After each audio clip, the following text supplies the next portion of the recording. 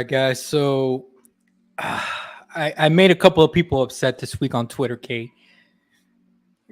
You making people upset on Twitter? No, that never happens. Yeah, I was trolling a little bit, you know. You know me, Mhm. doing a little bit of trolling here and there. And guys, I got a question to ask you. Talk to me about this whole SSD and Ratchet and Clank that the PS5 was supposed to have. You know, this SSD that came out of a unicorn's behind or something. Let's talk about that for a second. What do you guys think? Like, did you buy it from the beginning? Are you shocked by the results? Well, let's start with you, Kay. Where you at with this?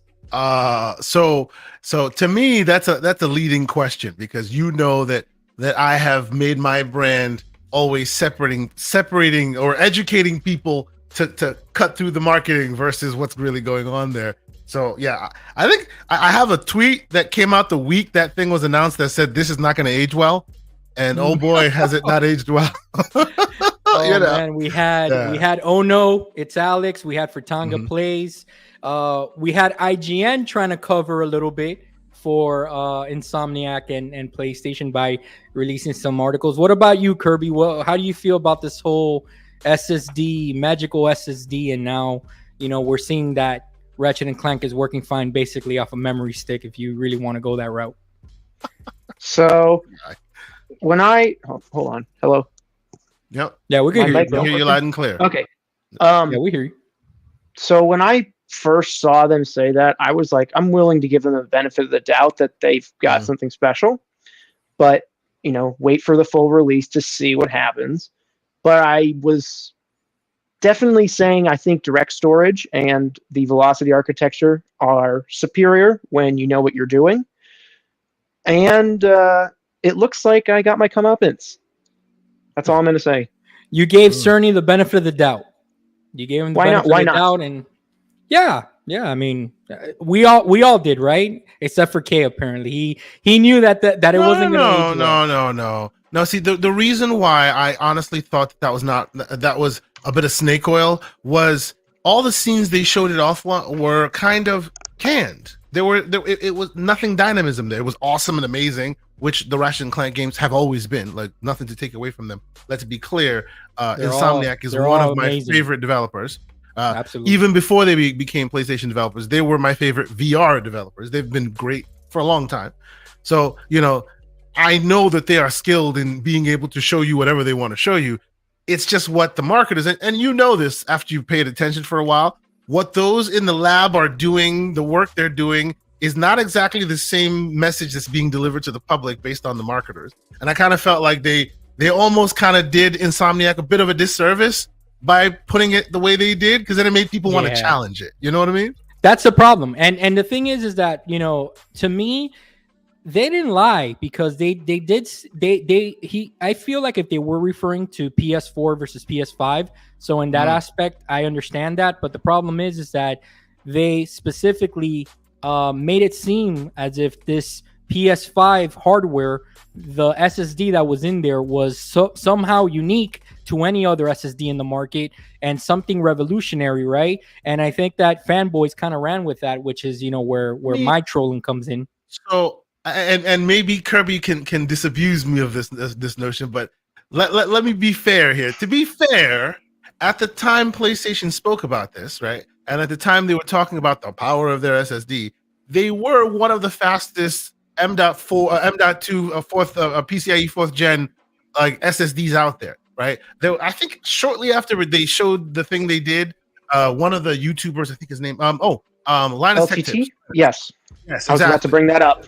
Went and bought a very expensive ass drive and showed it running. But you were ready. Are you ready to pay $700 or $800 for the drive? Right? I like Linus. Well, yeah, he's great.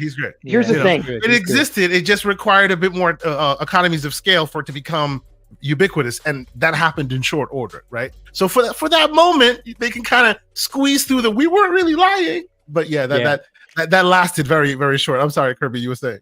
LTT I mean, on their weekly podcast, or it was either that or another video, Linus absolutely slammed, I think it was Tim Sweeney and Epic Games, because they said that the PS5's SSD is far and ahead of anything you can get on PC, and Linus is like, not even possible well, Linus is like, you can buy these things that are essentially SLI, or RAID cards, that's the name. You can buy RAID cards that will put the PS5 to sleep, That's right. And he went on and on about that, and then he actually made another video apologizing for that, because he didn't understand, and then they went into what is direct storage, what is going on here, why we were wrong, and then that was that with LTT. But the idea that the PS5's SSD was ahead of what you could get on PCs was somewhat true.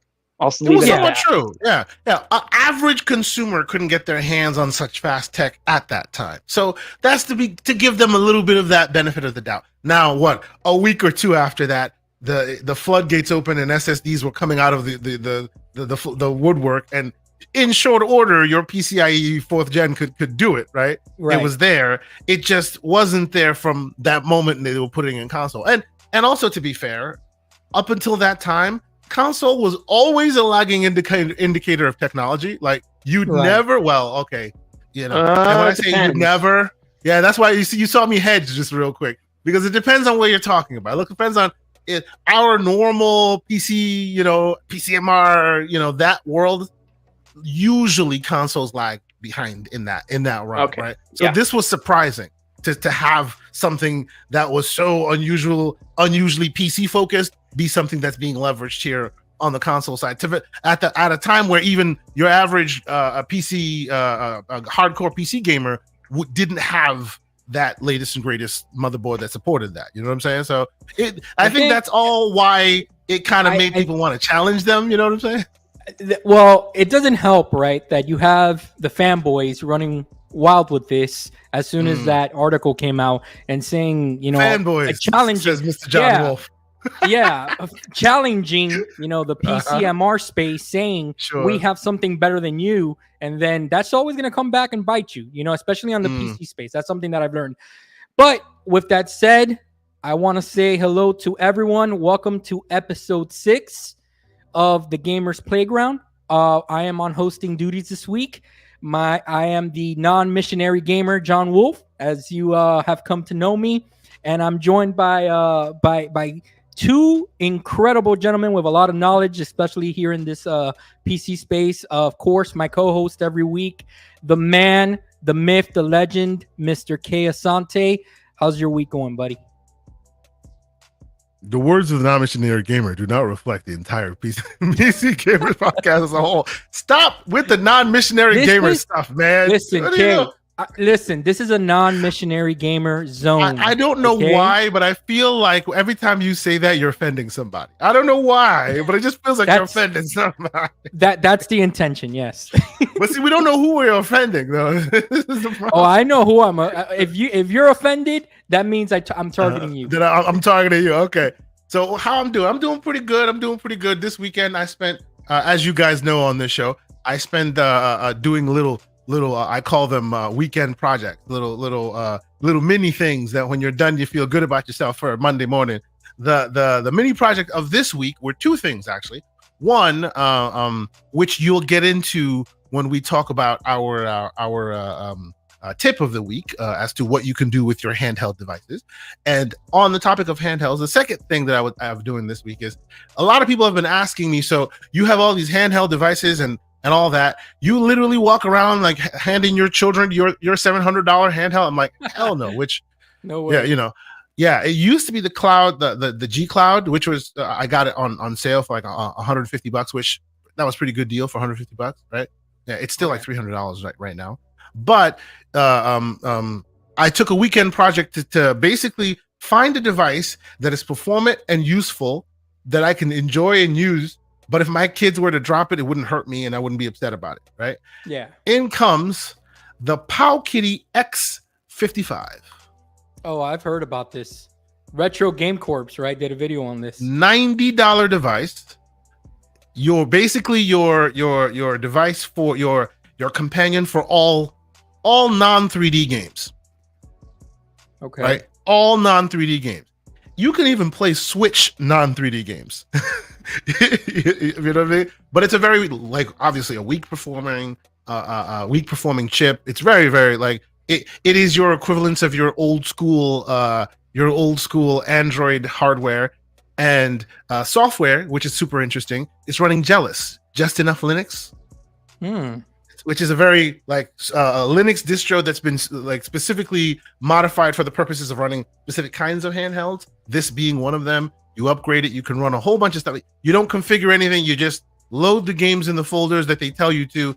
Everything's already configured. It has it all set. You can hand it to your kids. They're playing Mario Kart 2.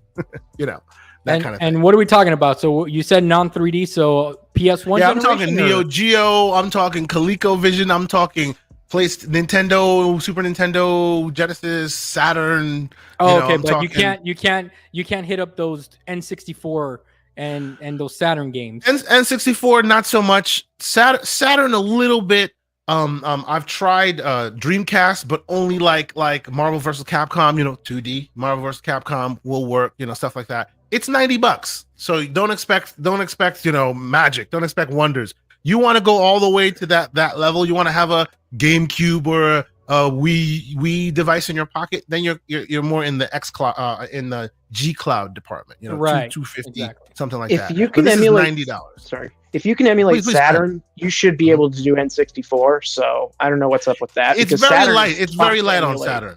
Yeah, it's very light on Saturn. There are only very few, and frankly, I've only tried a few games per platform to really like put it to its paces. I know that it doesn't do well with 3D. I know it's done some, but it doesn't do well with 3D by and large. But at $90, what do you expect? But okay, well, I'd have to know more about it to sure. Yeah. Call. But I'm just saying in general, if you can do Saturn, you should be able to do. If you can do Saturn, you should be able to. Yeah, because it has very very similar, like a hard to emulate kind of technology. What I will say, what's good about this is it features things that many little systems of this nature don't feature.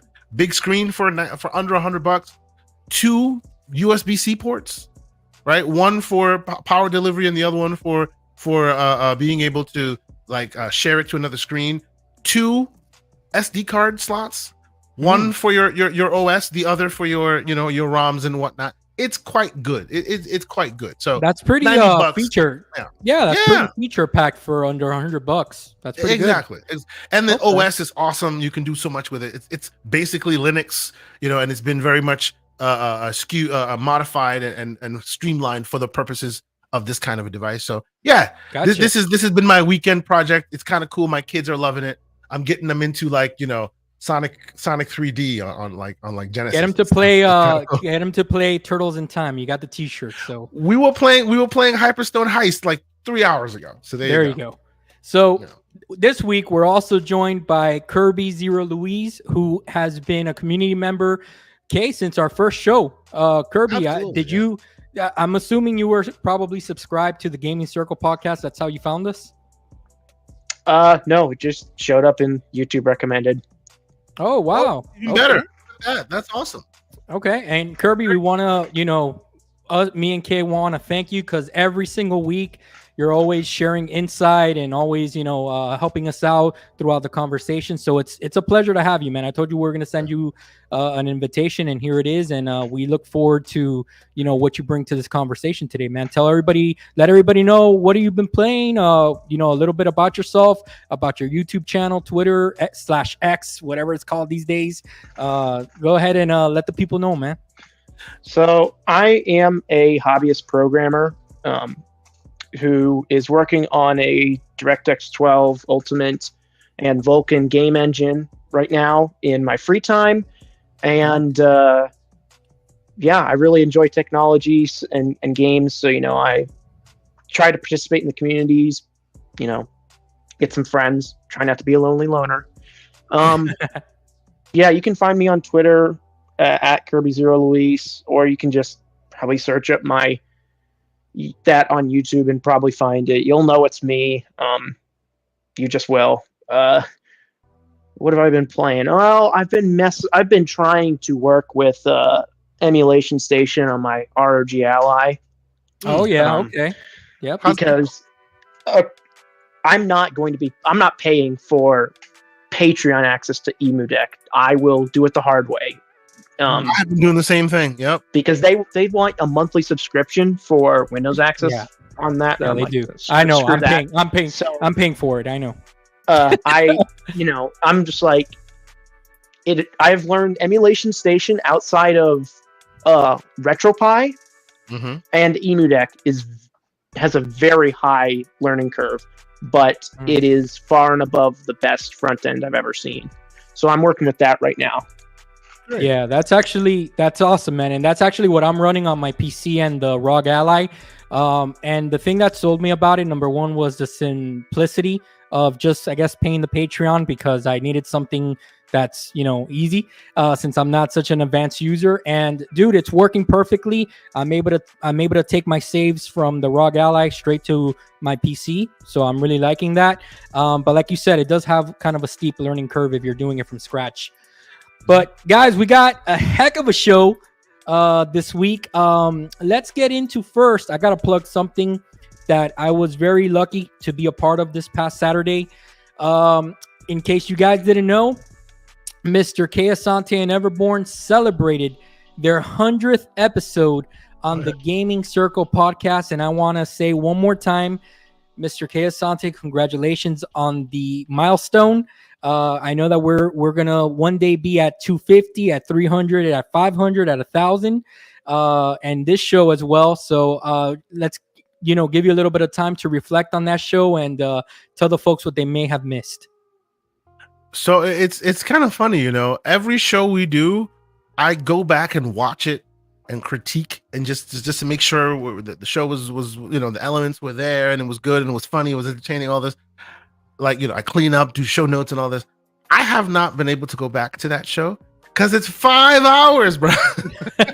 Yeah, the Iron Lords are looking for you because they kind of have the, they're kind of the ones of the champs extending the time. So no, but in all seriousness, it was a great episode. I really had a great time. I'm looking forward to sitting down and going back and going through it all over again, and all. So many people came out, and the people in the community, it was just excellent. It's on the channel beneath the like button. If you haven't hit that like button beneath that, you will see more recommendations, and one of said recommendations will be episode 100 of the Gaming Circle podcast, GCP.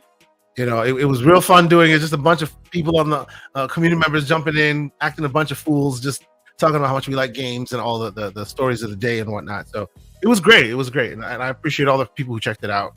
One of the good conversations, man. So far. Yeah. Great conversations. I listened to the whole thing. While I was part of it early on, and then I went to had to do some chores, but I did listen in. And just like our community, right, Kay, that we're growing here, we have we have Mr. Joanna Dark as always, Decado. Of course, Kirby Zero Louise here. So many names I see already in the chat. Just want to say what's up. I hope you all had a great weekend. And let's officially start the show now because we're done with paying the bills. Quick question. You got one more thing? Question. Yeah, it's not even a one more thing. It's and as you know, we are community driven. We are driven by the folks who watch it, and we always want to make it like a two-way street. We talk to the folks. Scott Gamer Dude is in the chat, and he just left a question. No, that was G4 TV who's in here. Shout out to you, Luca, Carlos. Good to see you, sir. Scott Gamer Dude, though, says he was watching, and he wants to ask if we've started the project of installing SteamOS on a desktop. Oh, that's true. You guys did talk about that. Yeah. So what's happening in that respect is I want to get a mini PC. So for those who aren't aware, there are you can back in the day there used to be the landscape of Atom processors where you had a whole bunch of different laptops that all came with the same reference design, but there were changes. All that kind of went away, right? That's all underneath the water under the bridge now. But there are still a small subset of products kind of like Atom processors, but oddly enough, they come with a lot of really powerful processors. Same things we find in our handheld devices. Your 7000 series chips and whatnot, right? They are repurposed in little mini PCs. I'm waiting. I'm looking around to find a good deal on one, and I'm gonna build your Steam OS from that, right? And you can actually find one that mimics the Steam's Valve's. Ooh, I got an Amber Alert on my phone, on my watch here.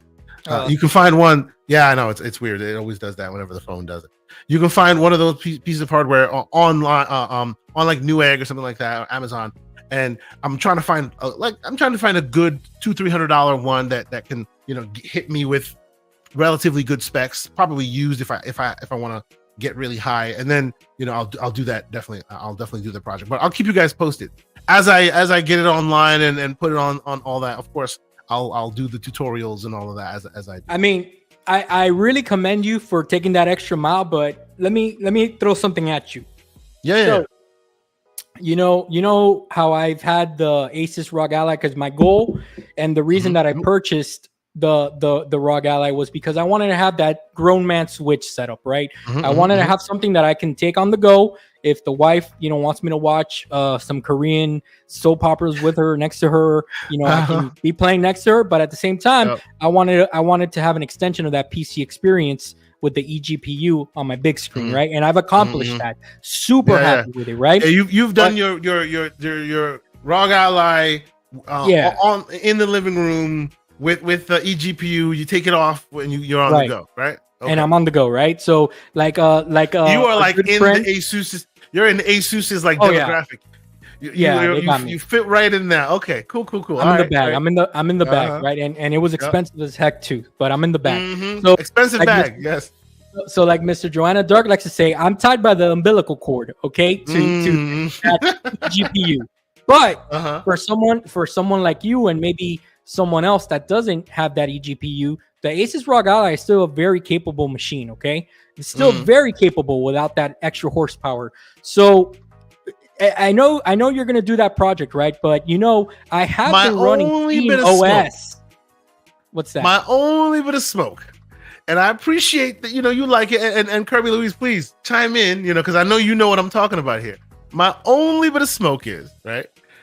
They tried, and that's the ROG. They tried to justify, Asus did, why they went the route that they went. But I still think, as we've just talked about on this show, we don't like to harp on their marketing. We like to actually talk about what's really going on. They just did this to force you to buy their proprietary connector. Yeah, because every other piece of hardware. I got Mark Cerny. Yeah, for sure. This guy right here, right? What's that? That is a Thunderbolt 4 port that can literally you could just, put your enclosure in and you're good to go. Yes, there's bottlenecks. Of course there are, but there are also bottlenecks here. So go ahead, partially, it's 50-50 for me.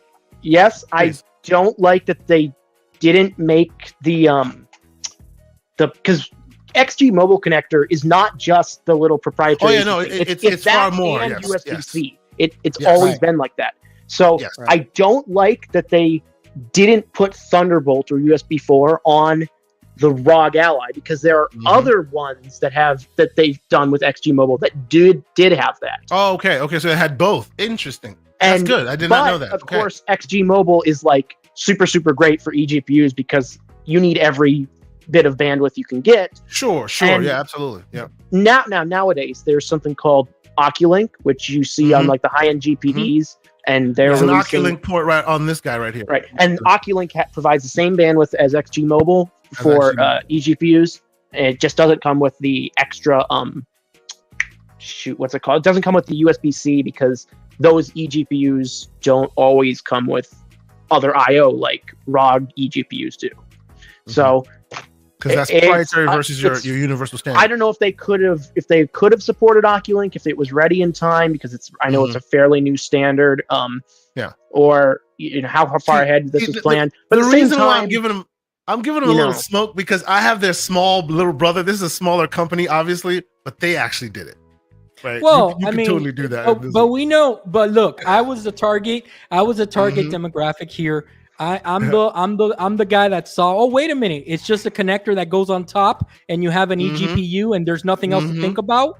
That's the market they were after. And they got sure. That's also Oculink though. That's also Oculus. Exactly. So shame on me for not doing my homework. Well, see, this is the thing. It's just not ready for prime time right now, right? There's a world where you had that GPU you had and you upgraded, where had this been available, you could have just went and bought a $100 external enclosure, popped your card in, it's available to you and you're there, right? But that world isn't available to you easily and available right now. You'd have to know more. So having that available is easier for you. It's convenient. Let me ask you both a question. Let me take advantage because, like I said, we got two pros here, right?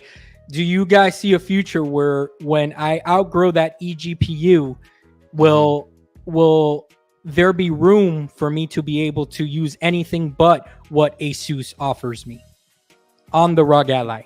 Well, no, that's the problem. There's no other option for eGPU. That's right. You opted for the proprietary standard, so you're locked into their world, right? That's why I give them smoke, right? If it was a standard USB connection, right, you're as a standard 4 connection, as technology grows, you're obviously hitting a bottleneck. You always will. That it is what it is. You're not getting all the very much diminishing returns at some point. But new cards come out. You can put new cards in your enclosure, and you're off to the races, provided that the cards can handle its size and all that, right? Right. But in this world, right, as long as you're willing to pay the premium for the Asus, they will always offer you new hardware. Are you willing to pay? Was it $1,700 for your 4080? Which is a I didn't get the mobile variant. Which is a I didn't get variant, that. Which really means it's kind of like a it's a 4080. It's a 4080 with a power limit, basically. With a power limit, yes, that's right. Just to be clear, I didn't get the 4090. That was a little bit out of my price range. I got the 16. A little too rich. What is it? You got the 6850. You got the AMD. Yes. Okay. Yeah. Make sure you update your drivers because there's a huge performance issue with that thing. Just saying. Yep, I already did. That's equivalent to the 6750 XT on the desktop. So, which is I don't know how long that'll last. I mean, people are buying 6700 XTs, which are essentially the same thing, just with slightly slower memory, and they're liking it. But we'll see. Yeah. We'll and we'll talk a little bit more about horsepower of GPUs and vRAM and stuff like that coming up on our main topic. But I don't know about that, Mr. Joanna Dark. I barely run a Breath of the Wild or Tears of the Kingdom at 360p on the Switch. So you run this show. I'm just gonna keep putting slanderous chats on the screen. That's fine. I can dish it and I can take it. All right. So let's get into our next segment, Mr. K. Asante, which we started a few weeks ago, called Backlog Brothers. Oh yeah. We are the Backlog Brothers. The challenge here is that 1 week you'll pick a game for me to play and try out. I'll let you know if I like it. I'll let you know my thoughts on it. And then the week after, it's my turn. So this week I'll pick a game for you to try out. Last week you picked 2 games that you wanted me to try out and experience, and that was Shadow Complex, which I have played before, but I haven't played that game since it originally released, right? So we'll start there. Shadow Complex. This is the first thing I need to say about this game. Okay. Why do we not have a sequel to this game? I'll tell you why. Crazy. You want to know why? I'll tell you why. Fortnite. And this will begin my rant. Fortnite. That's why, damn it. That's why. The same question you asked me why we don't have Titanfall 3. Apex Legends. That's why. This is one of the biggest travesties right now in gaming, folks. Shadow Complex. All right, Case. So when you told me to play this game last week, I had played it before, like I told you. It originally released in 2009 on the Xbox 360 during the Summer of Arcade. If you guys remember Summer of Arcade, that you guys are real ones, okay? Because back then, when Xbox... The Graybeards of gaming, okay, Kirby. I don't know if you were a part of that group, brother, but when this game first released in 2009, what an achievement by Chair! Wow, you know what it is to step up to the plate in the Metroidvania sector and actually not only match the greats of Super Metroid and all the games that have come out well, before its time, but to completely revolutionize it in the way that it did, because that's what I feel that this game did for the Metroidvania formula. I don't know if that's exaggerating, but that's really how I feel about it. So going back into it, I booted it on my Xbox Series X because I own it through backwards compatibility, right? I started playing the game again. I'm like, man, about 20 minutes in, I'm like, man, I forgot how good this was. You know what? Let me go to Steam. Let me check this out. Let me check out the remastered version. Instantly, I didn't regret it because the remastered version. Hold on. Let's pump the brakes a moment. You went and bought it again? Brother, playing it on the Xbox through backwards compatibility, I saw how good it was. I instantly dropped the money on CD keys. So while I appreciate your level of gangster and you're ready to drop the coin, I will say I did tell you. Yes, you did. As it's part of Epic Games, the remastered edition is just free on the Epic Games Store. You know that, right? but it's Epic Games Store, man. Come on. Are you serious, bro? Come on, man. I'm getting. Come on, man. You really want me to play through that thing? No, I'm just playing. No, I like seriously speaking though. I did download Epic Games the store, and I was gonna purchase. I couldn't find the free version, but it was discounted. Oh, you should have let me know. No worries. It's fine. But it was like $2 or something like that, right? Yeah, it's really cheap. Yeah, it is really cheap. But still, I chose to expand the Steam library because now the Steam library and the prestige. True. Yeah. It is on Steam. Absolutely. Okay? Absolutely. It is on Steam. It is on Steam. So while I'm playing this game, not only am I reminded of how great it is and what a shame that we have not gotten a sequel. But the whole time in my head, I'm like, this is Nathan Drake Jr. Okay, because as you know, what's this dude's name? His name. This was before the first Uncharted, Nolan North, right? This was before the Nolan first North. One. Either it was before or it was right after. It was really, really close to. I don't remember Uncharted.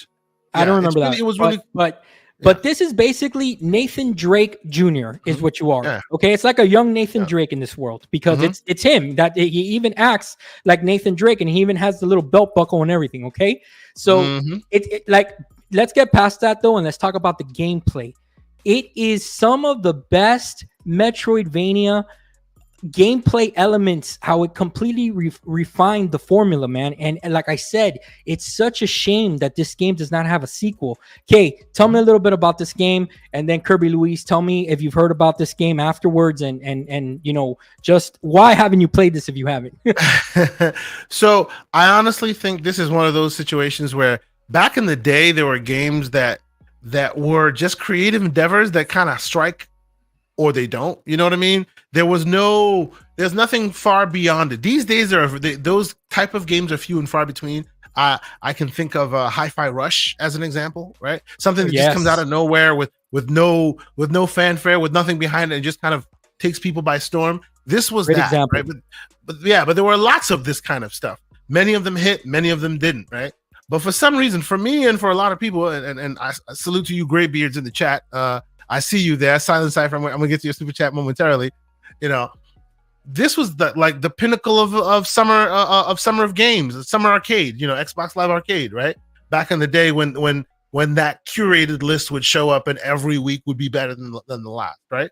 So and honestly, I think that games like this are the reason why Microsoft doesn't want to bring it back, because they kind of unwittingly caught lightning in a bottle, and now people are expecting it. And if it comes back and the games aren't as good as this, people are going to clown them. So it's like, that was for a time of a different era. We're not doing that anymore. It's like making Bungie go back and make Halo. I don't think they want to do that anymore. You know what I'm saying? That's true. But the game itself, fundamentally, it's really fun. I will say, everyone says that in games, you want a game that as you're playing it, you get so used to it that eventually it becomes kind of a sixth sense. The map without having to look. This game really does that, right? Much like Fist, that got me on this path, right? That reminded me back how much I love these games. You start off as a common man, as you see in this world here, right? You start off as a common man, but through Metroidvania game elements and XP and picking up of the unique elements that you do, you basically become a Spartan at the end. Yeah, you become a tank. You're Master Chief at the end, right? You have the armor, the whole thing. You're flying through the air. You're combining crazy maneuvers to basically traverse this world at lightning speed versus, how you've been doing it. And you'll be doing it a lot. So by the time you get all your suits and everything together, it's just this amazing feeling that you finally like traverse this world and you own it now. It is one of the best progression systems I've ever like felt in a game that presumably was just a twinkle in someone's eye. It wasn't really, there was not that much preparation or fanfare for it to make you think the quality level was as good as it ultimately ended up being. Right. So yes. So long story short, if you haven't played this, play it. If you like Fist and you've never played this before, it is like, seriously, it's a great choice. Now, quickly to how you can get it for free. All you have to do is be like, hey, what's Unreal Engine 5? I want to see what that is. If you go to the Epic Game Store, for those who aren't troglodytes who want to try the Epic Game Store, all you got to do is, you see the Epic Game Store on the left-hand side there, you see the store. Underneath it is the Unreal Engine itself. Click on that. In the Unreal Engine, there's an engine editor for what do you call it? Shadow Complex Remaster. And when you click on that, it gives you a copy of the free version of regular Shadow Complex as well, if you want it, right? But again, as you're saying, John Wolf, the game is really, really cheap at this point. A couple bucks, you can definitely pick that up. Yeah, I picked it up on CD Keys for like, I think $6 is what I paid. CD Keys, guys. Yeah. So also, if you want to get it, like Kay said, on the Epic Game Store with no achievements and bare bones, go ahead and do that. Oh, here he goes. There he goes. All right, go ahead. I mean, if you want to get the missionary version, go right ahead. All right, so Silent Cypher with a $5 super chat. Thank you, Silent Cypher, for being here, good brother. He says, go further back. Remember playing Jedi Academy and Rainbow Six on Xbox Live when the service first started? And now I feel old. See, and now we know why the man known as Silent Cypher is always cleanly shaven. He doesn't want to admit that he is also part of Team Graybeard, ladies and gentlemen. For sure. Kirby, talk to me, brother. How come you've never played this? Never come across your radar? What do you think? You're willing to try it out?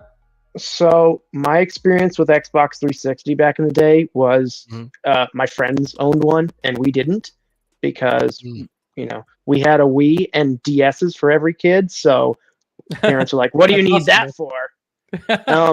So if I wanted a 360 game, I had to, buy it and bring it to a friend's house. So, I know what the Summer of Arcade was. I remember it vaguely, but most of the stuff I played was 4-way multiplayer. So that would not be this. So you grew up in a Nintendo household. So your siblings with Mr. Joanna Dark, apparently. I mean, his name is Kirby Zero Louise for a reason, sir. That's true. That's true. All right. So what do you think, brother? Are you willing to try it out? I mean, I'm telling you, this game, Kirby Zero Louise, it has something. Not only it has a formula to it that you just want to keep on playing and progressing.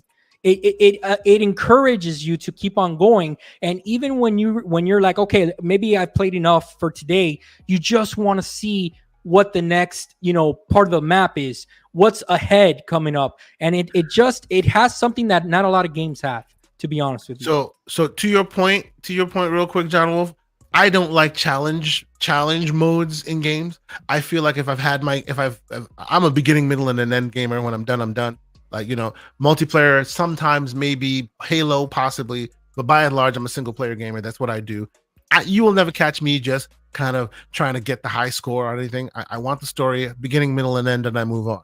I spent far too much time in the challenge mode in this game, and I still feel embarrassed about that because it is quite good, because you just get so amazed with how you traverse this world that you just want to see how fast you can go from one end to the other.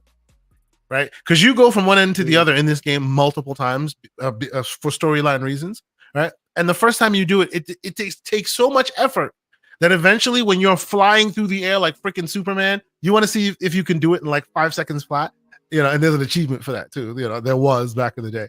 It is very, very fun, and it's super cheap. So I want, final recommendation: people should definitely get it. But Kirby Louise, what do you think? You're gonna jump on this, or what? You're gonna give it a try? Yeah, if I remember to, which is probably my There you biggest go. problem, I will give it a try.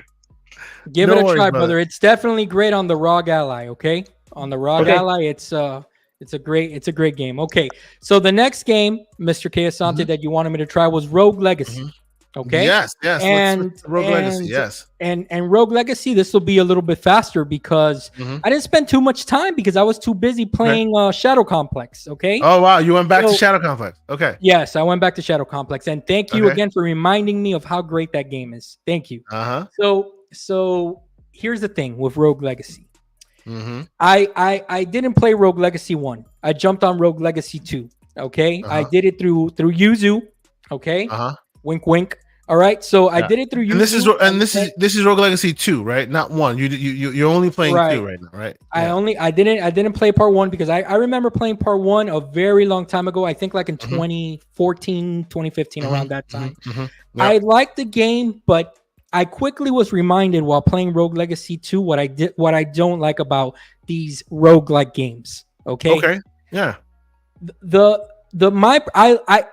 are certain roguelike games that I really like Midnight. I think is it Midnight Express or something like that?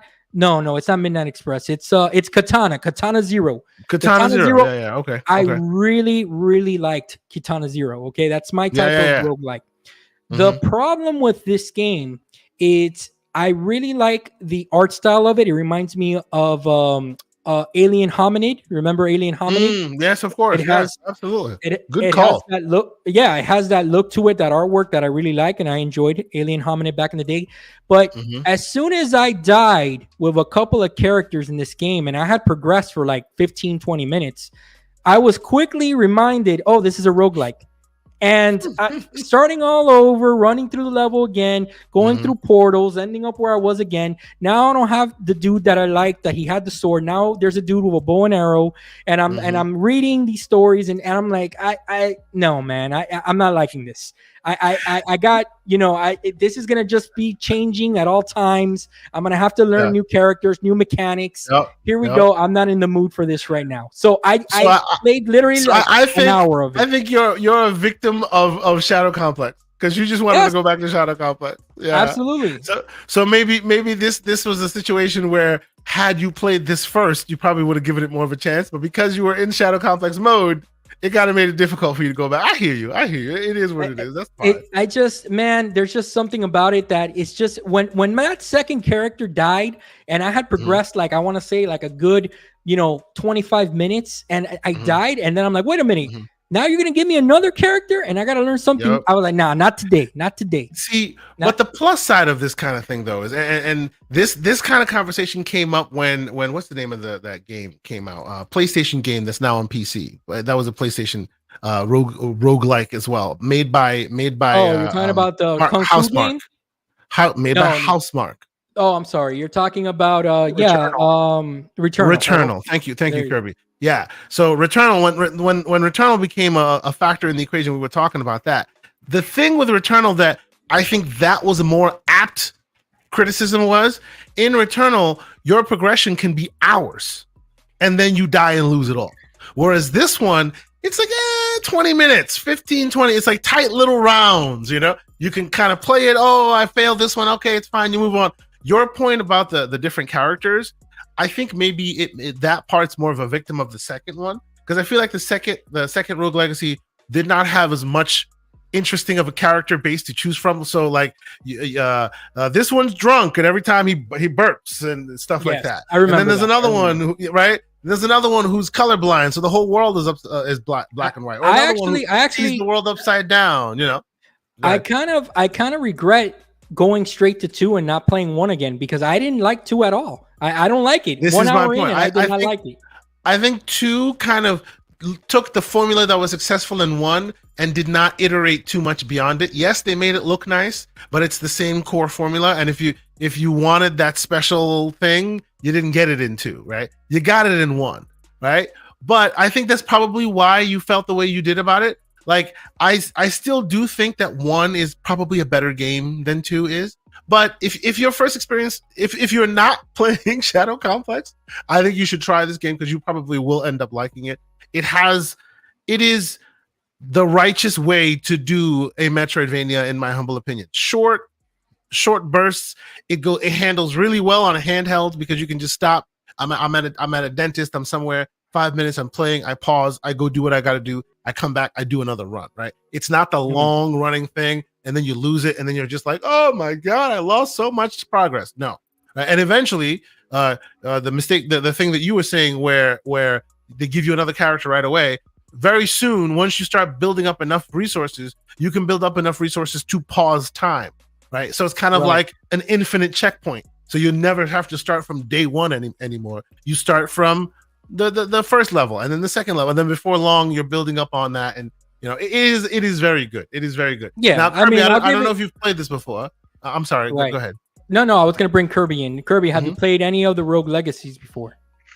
I have not touched roguelikes due to bad experiences with Minecraft's hardcore mode and permanent death in general. Yeah. I will say though, Rogue Legacy 1 on Switch is glorious. It is one of the best, most fun, like rock solid playing games on the Switch. It's really good.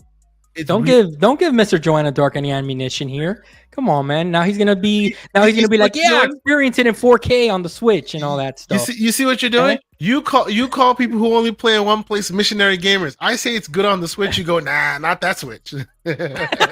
Well, we got the Switch 2 coming up next year. So all right, let's move on to the game that I want you to play. All right, Kay, this week. Yeah. What you got? You may have played it before. But if you haven't, you're in for a treat, in my opinion. And it's a game from the PS2 / Xbox generation. Okay, OG Xbox. And have you ever played The Punisher, sir? The Punisher on PS2. I'm almost positive I have. The Punisher on PS2. But if I have, it's been so long ago that my memory escapes my memory. Yeah. Okay. So that is one of the few times, because you know how licensed games, have always had a stigma about them. All right. That they're just you can count on one hand how good they are. Yeah. Right. Thomas Jane. You remember that Punisher movie with Thomas Jane? Yeah. He lent his voice to the game. Oh, wow. But here's the thing. Just like Hugh Jackman back in that Wolverine Origins game, he actually took it serious. Okay. So it's not a quick cash in. Now the game at the time that it released, it was a little bit controversial because there were executions that you can do on the scum of the city, and they had to put a filter which you can mod. Okay, if you're creative enough and you do the research, you can mod for the uncensored version. Okay. Yes. This is the hot coffee of that situation. Yes. Okay. And it's nothing, freaky or perverted that way. It's just probably more graphic than the original. Yeah. Okay. Exactly. Okay. Like I'll give you an example. There's a fish tank with piranhas in it. And like you're putting the guy's face in it, and the piranhas are eating him alive. There's another one that there's like a shark tank in there. But trust me, that you just need to remember graphics. It's good, man. I'm telling you, it's really good. I want you to play it. I want you to tell me, now that we're living in this Spider-Man, Batman, Arkham serious world where we know what superhero games can be, I'd like for you to go back in time. Give this a try. Let me know what you think during that generation. And like always, remember that you're going to be wearing those sunglasses as if you were in that time period. Okay. So, all right. So while you were saying this, I put this out here, and now I'm looking at some gameplay footage. I will definitely check this out. I do remember playing. I kind of recall this game. It's just so Max long Payne, ago that it's basically a Max Payne clone, but with the Punisher. And I'm telling you, Thomas Jane did a great job. You feel like the Punisher in this game. Okay, they did. It really does look like a Max Payne clone. Honestly, yeah. The way he looks, the world, absolutely. The trench coat, yeah, absolutely. Okay, and you have a lot of choices. Okay, I personally recommend PCX2. Is it PSX2? That's where I've been trying it, and it runs amazing. Okay. Kirby Louise, did you ever? No, that's it. I only have one. Oh, okay. I only have one. I want to keep it simple for you because I know that. All right, cool. Crazy. No, that's good. I appreciate it. Kirby Louise, have you ever heard of this game? I have not. Are you a Marvel fan at all? I can't. I'm trying to remember the last time I watched a Marvel movie was like the first Avengers. Oh wow! Okay. So you left when the iron was hot. That's good. That's good. Absolutely, that's good. That I'm actually envious of him because now I know. Now with the MCU being so bad, I'm actually envious. To be honest with you. Oh, okay, so let's move on, guys, to the main topic of the week. All right, guys. So this week our show is called "How Much Is Enough," and I named it that for a reason. Okay, because guys, being new to the PC space, the graphics card scene is all over the place, guys. Especially, we're talking eGPUs, we're talking, NVIDIA, AMD doing their thing here. I wanna talk about GPUs and attack it from two different angles. Okay, the first angle is I'd like to know both of your opinions on each company and where we stand in the GPU market. Are you guys happy where we are? Do you guys think they're releasing too many graphic cards? That type of conversation. And then the second half of the conversation, I'd like to push it so that we go into this whole vRAM thing, okay? Some of these cards are releasing with 16 gigs, 24 gigs, which is a 4090, 8 gigs. I want to talk about vRAM because I think that's something also that's a hot debate. And let's start with you, Kirby Louise. Currently, I'm assuming that you built your own PC. What graphics card are you running right now? Well, I have a couple of PCs that play games. On my desktop, it's got a 2080 Super inside it.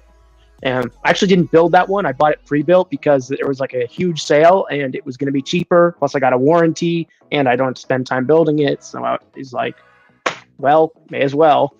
And then I have my laptop, which I had to replace, which has just two GPUs actually used, the 680M, because that's really good integrated GPU, and then the 6850M XT, which is the big boy one for HDMI 2.1 usage. Oh, okay. So you're living like kind of like me in both NVIDIA and AMD's world. It's been like that since I first touched a computer. Nice. I've always had because we were a Apple Mac family growing up, and so before what was it, mid 2011, when Apple dropped NVIDIA, they would put both NVIDIA and ATI or AMD graphic cards in all the Macs. So we got the best of both worlds. Okay. Now talk to me a little bit about the current climate that we're in. We're in a post crypto world right now, so prices are not where everybody would like, but the market has kind of settled down a little bit, and NVIDIA, in my opinion, and AMD, they've taken advantage of the fact that the crypto market kind of marked these things up, and then instead of bringing it down to where everybody kind of feels they should be, they're kind of making you pay for a premium, right? That's at least the feedback that I see online. Are you happy with the way these manufacturers are running the graphics card game? Do you think that they're milking the consumers? Talk to me. Where are you with today's climate with GPUs? I think that this generation has been a huge letdown, honestly. Let's go over every graphics card that's released. 4090, awesome performance, awesome generational uplift, lots of VRAM, didn't have the rumored massive power usage that people were talking about. More efficient than we thought, even though it is still huge and uses a lot of power. But holy hell, is that thing expensive? Nice. And that only covers a small part of the market. 4080, I think that's a joke card. It's $1,200 for a huge downgrade from the 4090, and in my opinion, it's just there to push you up to the 4090 because that will make NVIDIA more money. 4070 Ti is similar position. It just feels, remember that was almost a total disaster with the 4080 12 gigabyte. Yeah. They rebranded and slashed the price $100. Yep. But even when it's rebranded, it's 192-bit bus on a $900 card. Yeah. I don't know about that. What else? 4070. It's better than the 4070 Ti and 4080, but that's what I'm running. I still think it's pricey.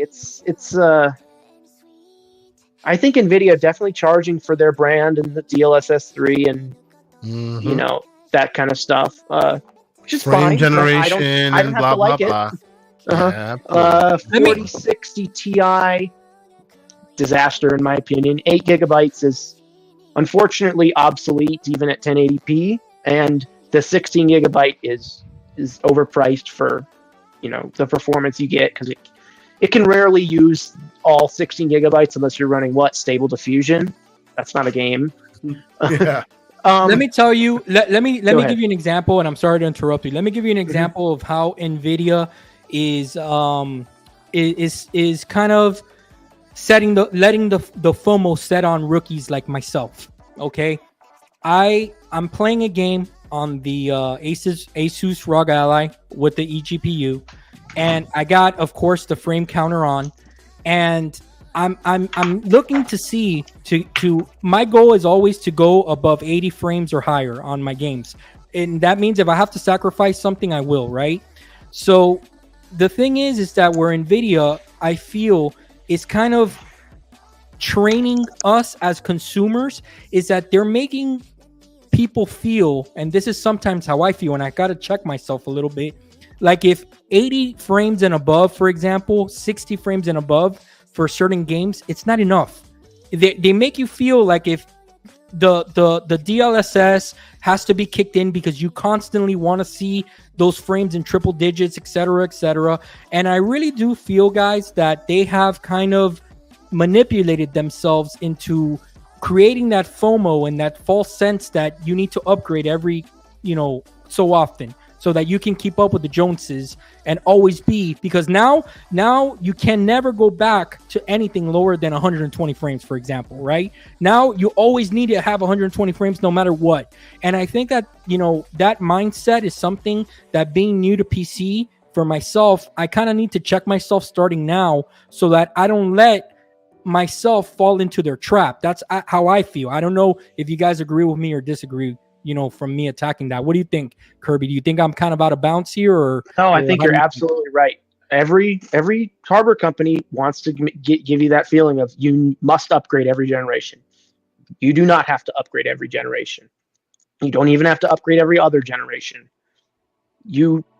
I've told this to people for a long time, and it still holds true. You should only ever upgrade if you need it. And needing it means either you need it for some productivity work where time is money, or because you are unhappy with your current experience. Like whatever game you want to play or application you want to run or something is performing below what you think is acceptable. And if you follow that advice, I think you'll be good. Okay, so Kay, let me pick your brain a little bit, because this is something that we've talked about offline, but we'll bring it online here for the sake of the conversation. I know you're right now you're running a 4090 monster rig. You built it. Where are you sitting in the current PC market from taking that RTS view? Do you think that both Nvidia and AMD are offering their consumers fair prices, or do you think that they're kind of like I am, kind of like in this conspiracy world where they're kind of manipulating the market? Where do you think that where do you fall in line? Oh, it's not a conspiracy theory. Like it is well known that Nvidia literally has their next gen sitting on the shelf, waiting for AMD to come out with one and go, I think this is the one that can beat it, and then they release it. We think the net, and because of that, Nvidia steps up, the AMD steps to the plate. They get them on some things, but not on other things. Like it's this back and forth they've been playing for years now, right? And hate it or not, Nvidia tends to be the big game in town because they show you the most flashy, right? In rasterized performance, AMD has beaten them many times, even at lower cost. But the minute you turn on the flashy ray tracing and the puddles and the ooh, and then obviously Nvidia falls flat in comparison as to that, right? How I feel about the space right now, like it's business. It sucks, but it's business. I am looking for a third player. I'm looking at you there, Intel, right, to come in and be aggressive, drive costs down and beat them at their own game. And AMD has tried for quite some time, and they've exponential growth. They've done a lot of great things, in that space. But until they can dethrone the beast who's gotten fat and full off of all of our money, it won't change, right? They need to dethrone the beast. They need to offer better performance, shot for shot, in all aspects at a cheaper price, to the point where AMD is forced to respond. They're never forced to respond. They're just sitting there going, yeah, we'll pick these shoes for the occasion. We'll pick those shoes. It's been said, like, they just have chips waiting in the wings for years to come, ready to deal with whatever AMD releases, right? But my hope is Intel, because even though they came into the space, they let's be honest, they're not doing as great as they should in the CPU space. They are getting trounced by AMD where it matters in the CPU space. It is what it is.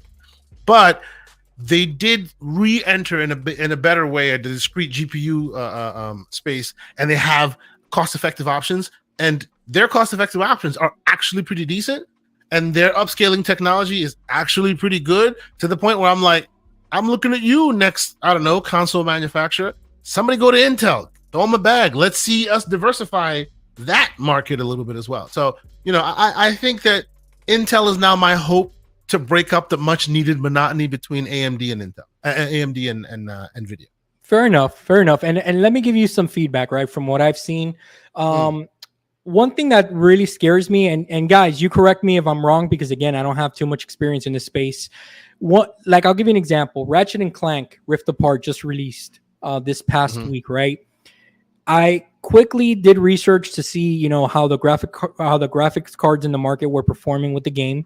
I noticed that AMD is kind of delayed in their ray tracing release of the game. I don't know if that's been remedied yet. A week after release, maybe it has, maybe it hasn't. I haven't looked it up, but what I see that's happening, and you guys tell me if this has been happening throughout time, is that now it looks like the next stage of the manipulation, what I call the manipulation to get you to buy said graphics card. Upgrade.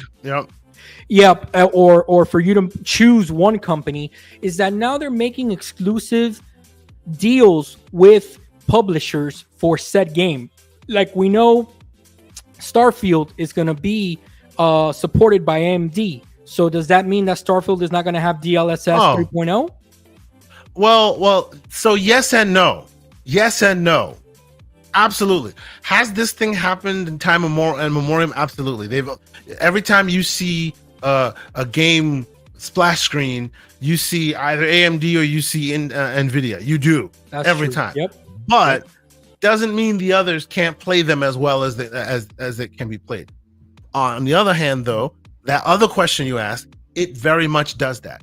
One of the big smoke that was given to Xbox and Microsoft when the Halo launched, right?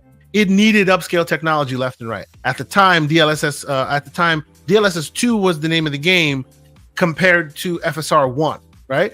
And they obviously had a deal with AMD, so there was no DLSS 2 available on the console, the PC version of the game, right? Which obviously, if you didn't have a marketing exclusivity deal with one versus another, chances are you'd be a third, like most third parties, and be offering both.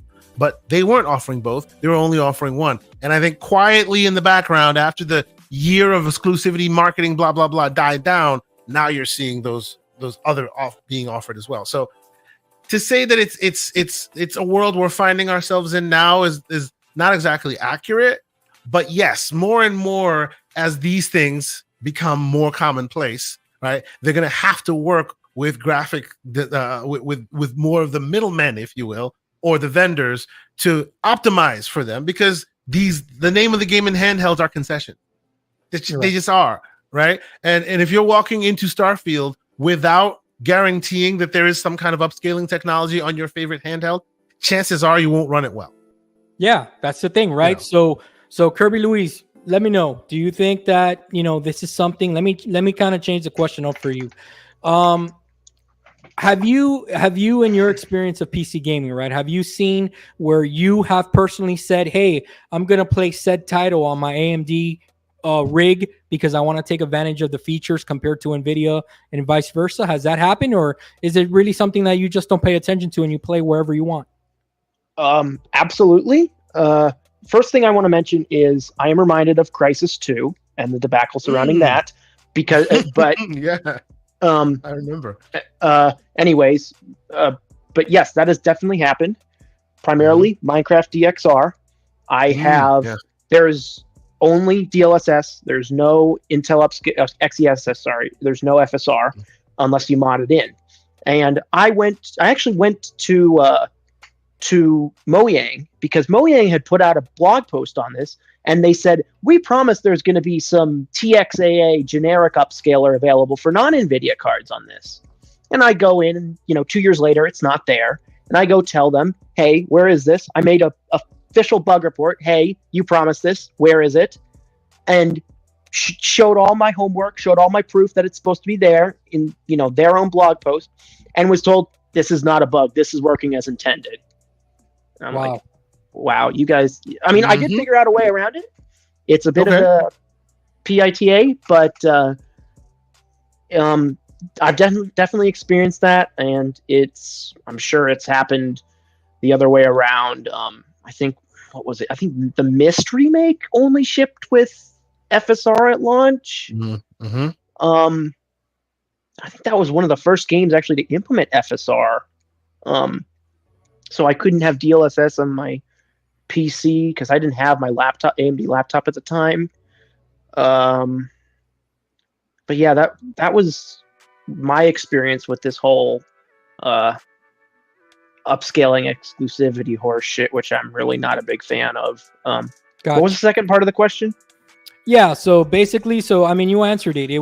There wasn't a second part. It was that you have found yourself playing said title on either machine because you have the luxury of choosing, right? But those features have led you to choose AMD over NVIDIA or vice versa. So I think that you answered that. So let me ask you now the second part of the question that I was going to ask you, right? Which is, which ecosystem do you prefer for yourself? Being, when you think of, hey, I think NVIDIA does this better, I think AMD does it better. If you can only pick one for your next upgrade, where would you go? Ooh, that's a tough question. Because I have plenty of complaints for all GPU vendors. We'd be here for hours if I listed them all.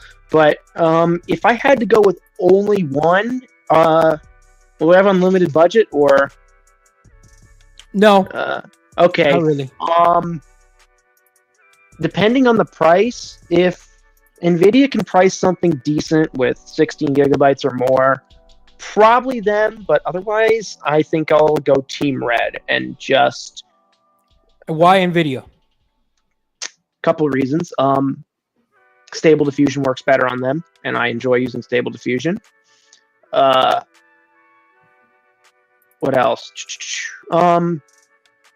What's it called? Shadowplay. Shadowplay is a really great feature, and for whatever reason, AMD has decided that if you have an APU in your system, you're not allowed to use Shadowplay. Even though their APUs have their best media encoder ever, or relative to their generation, that is. What else? Probably because their driver situation being atrocious. How about that? No. AMD's drivers have gotten a lot better. But and I've had my fair share of issues with NVIDIA, so I just say everyone's driver sucks. Yeah, there's also been absolutely terrible too at a time or two. Yeah, absolutely. But I feel. Let me cut you off real fast. Okay, so my experience with AMD is obviously the Asus ROG Ally, right, and that eGPU. One of the things that I've noticed is that since I've had that eGPU, for whatever the reason, it's asked me for one update when I initially installed it. It hasn't asked me ever since. So, and I continuously see the 4070 obviously getting upgraded now. Can it be because it's an older card and AMD doesn't really care right now? I don't know. It's just that I feel like they're kind of lacking in that space. So They've always been lacking. Go ahead, Kirby. Yeah, since please. the ROG Ally, you kind of have to imagine it like having two GPUs: the small GPU, the integrated one, and the big GPU, right? Right. A couple of reasons is that there are no updates for the Z1 right now. So they just put out a 7840U. No, they did just put out a 2372 supports the 7840U. But excellent. I don't know if it supports the Z1, which is the same thing. I will tell you it does not. Because it has not gotten it yet. Yeah. It might be that Radeon Software is like Z1. Oh, no driver updates. Not going to ask for another one. It might be that AMD has forgotten the 6850M XC exists because you can't even find it on their driver drop-down page, despite other obscure things being in there. Then again, you can just install. You might have to manually do it, just like download the auto installer for Radeon Software, and that works on my laptop, which has basically the same thing. Kirby, I can tell you that on the handheld side, right, and I have actually two. Well, one is the Z1 and one's an official 7000 series Phoenix Point chip. And either of them, unless it's specifically from the manufacturer, if you install the generic Adrenaline software, it will say it's not supported and it doesn't see any AMD software in it. That's okay. That's interesting because I'm a generation behind APU wise compared to that, and I know that Dell releases their manufacturer branded driver updates, and AMD recommends you use those, but it works. And that's what's happening here. I know. That's exactly what's happening here. Fine. So I don't know then. It works on my machine. I don't know. Yeah, I'm sorry. That's unfortunate. So to help you a bit more, John Wolf. So what? And I've been doing a bit of digging here because I have two similar APU chips, and they're both having the same issue. So I've been kind of animated about this. Right? Two different devices. This one's the Z1. This one's the 7040U. Right? None of them have gotten any driver updates since the April pre-release version of the drivers at all, right? Now this is a smaller company than the ASUS version, so ASUS has been modifying the pre-release software and releasing older variants. So the latest version that I saw, which they haven't released on here, the latest version I saw was the one that AMD released back when The Last of Us 1 came out. Part 1 came out, and it was really crappy and it was breaking everywhere. So that's the latest version, and you can tell because when you look up the release notes, it just gives you, hey, we fixed The Last of Us Part 1. Was that literally what it's driver? Yes, that's what they've released now. Numbered release. That's an emergency driver. That's not a good look. Now here's the thing, right? So all they're doing, hold on, real quick. Oh, go ahead. All they're doing is they're going back into AMD's old driver list, right? These handheld makers, and they're modifying them to work on these things. Yeah. Since AMD gave them the, hey, you can use this device, use this in your. None of them. The rumor is it comes at the end of this month, early next month. But none of them have gotten official drivers from AMD. So if what you're saying here, Kirby, is that they're releasing it, then the rumors are true because today is technically the last month. It released a couple days ago. 23.7.2 supports the 7840U. I don't know if it supports the Z1, but you can definitely go to AMD's website, click on, and it does support it. And it's like, what's it called? You click on like Ryzen processors with Radeon graphics, Ryzen 7000, Ryzen 7840U, and you can install it just like any other manual Radeon software install. I'll give that a try for sure. The thing is that do any of you have any doubt that if Nvidia was the ones releasing these handhelds, that we would have already had a couple of updates? Because I think we would have. This is my problem, guys. This is my problem. Even on the AMD, like on this device, they recommend that you keep all three up to date. And by all three, I mean the OS, Armory Crate, and there's a piece of software called My ASUS, right? And all of them contribute to giving your driver updates the way. If you don't remember to go into into your drivers and disable auto update of drivers, Windows will overwrite the drivers that AMD gives you because they are outdated. And it's happened to me twice. You have to manually go in and disable it from Windows going, that's really old. Let's give you a new one, which breaks everything, right? Yeah. This is AMD's issue, right? Like, say what you will about the big green evil empire. They will give you 15 drivers before AMD gives you one. Right now, and again, yes, go ahead. No, I'm sorry. Now, what I was gonna say is that it's true, because I see Lucius Augustus does bring up a good point that if Nvidia was in charge of releasing these handhelds, we would probably be paying a premium, right?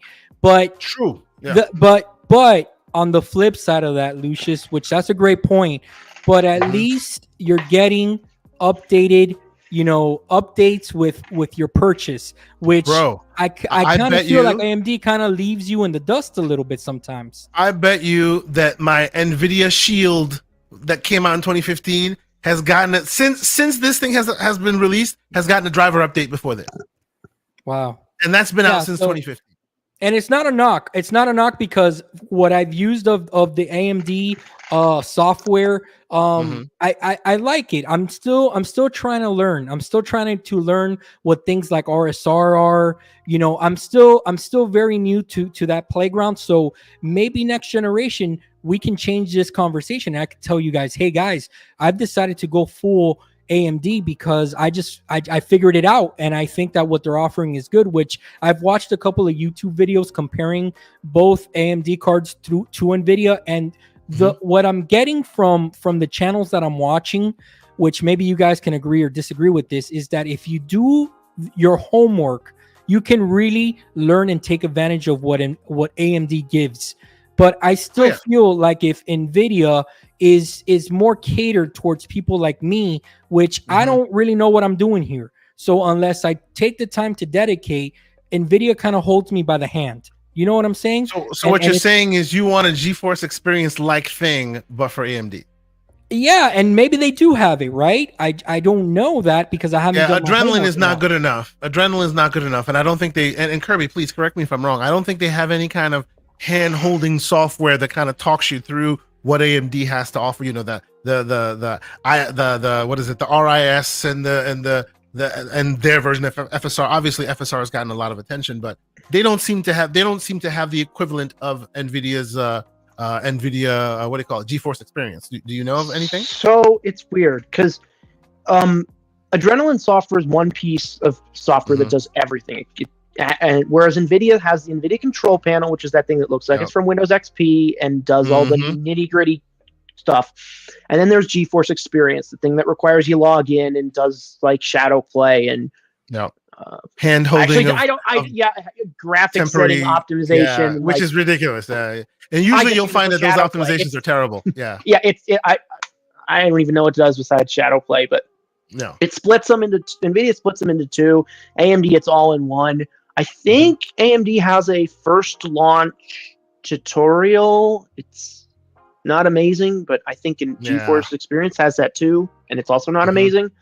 I don't think that any GPU control panel is super handholdy. Well, I mean, I will say your NVIDIA, the NVIDIA Experience, although to your point, when you start knowing more, you start realizing that some of the templates, some of the canned responses they give you may not be the best, but it does kind of help you along the path a bit of explaining what all these various acronyms mean. And, when you flip the dial, this is what it potentially does, things like that. They did. I will give them a little props there. NVIDIA seems to have gone a little bit extra mile when it comes to teaching people what that's. Yeah, and the reason I'm giving you guys this background is because again, I'm about 2 years into this thing, right? Of PC gaming being kind of full time with it. So I'm telling you that from my experience already, using both manufacturers, I found myself, I don't know, so far NVIDIA has been a little more. I guess you can say user-friendly in that point. And on the second point, here's the thing that I'm quickly realizing too.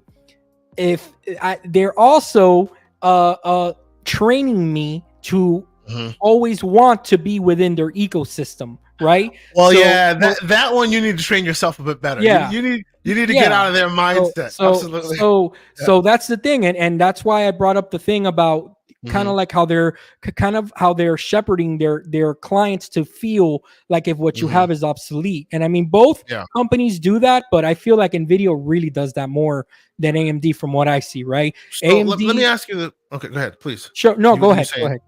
No, well, go ahead. The reason why I'm what I was going to ask you is it a situation that you think you need hand holding to understand certain dials that you're flipping, or is it a situation that you want more of the Nvidia side of the house where they give you like a console like experience where they hit a button and it just optimizes it for you? What are you looking for? I think it's what you just said right now, especially someone coming from the console space my whole life. I think that it's nice to be able to know what all these features are and have somewhere housed where, yes, you have the flips, the switches and all that stuff, but there's also a setting for you to say, you know what, optimize this for me. Like out of recommendations in the community or whatever the case may be, go ahead and do that for me. And then as you progress, you start flipping some of those dials back and you start saying, hey, you know what? Now I kind of understand what that does. So now I want more frames here, more frames there, etc. So which I'm sure AMD does that. But again, I just haven't dedicated the time to really look into it. Well, to the as this tends to be more of a community focused conversation, Lucius Augustus in the chat saying, to be fair, we are comparing the desktop experience to what primarily is a handheld APU, which is true. They have a far more maturity on the desktop side. There's more repeatability on the desktop side. They're more of a solid brand on the desktop side. This is a new foray for them into the handheld market, right? So if you probably did handheld AMD to handheld, PC desktop NVIDIA to desktop AMD, it'd probably be a bit more closer and it'd probably be a bit more favorable in terms of how they compete there, right? But I will say, to your point, right, I think AMD has always been the underdog in the desktop PC space. They've been able to claw a lot more market share now than they have before, but they've always been behind the NVIDIA 8-ball. And what's kept them relevant beyond desktop, right, is console, where they've always been far more cost effective. So what happens whenever the choice is made, they tend to choose AMD over NVIDIA, and that's the reason why you see both competitors using the same hardware, right? But in that world, they barely ever, after AMD gets the reference design out and the hardware is out and they're out, they barely rely on AMD for future hardware, future revisions of drivers. Yes, it happens, but you're there with the vendors, and those vendors take care of those updates a lot more within their own ranks. I'm talking your PlayStation and your Xbox, right? So all that doesn't, I don't know. I think it kind of doesn't train AMD to be good about drivers in the first place, because their biggest customers take care of their own drivers, right? So, we'll see where it goes. I really hope that they get this figured out, because to me, that's the final knock against them in this space right now, right?